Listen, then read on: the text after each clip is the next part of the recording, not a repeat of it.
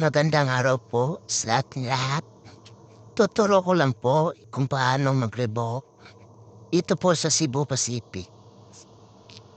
Punta lang po tayo sa Manage Booking Portal. Ito po yung Step 1. Lagay nyo lang po ang booking reference number at ang surname ng client. Pagkatapos po,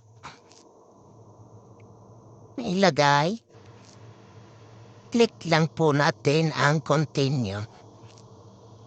At antayin natin para sa Step 2. Ayan na po. Makikita na po natin ang departure flight ng Manila to Cotabato flight. Ito po yung Step 2 niya. Click lang po natin ang revoke para sa magre-revoke. Click na po natin. Antayin po natin para sa Step 3.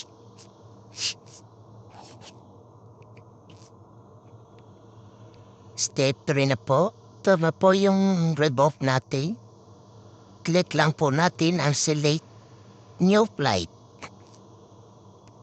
para sa Step 4.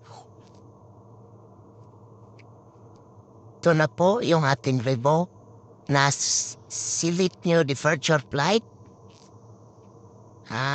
Click lang po natin ito.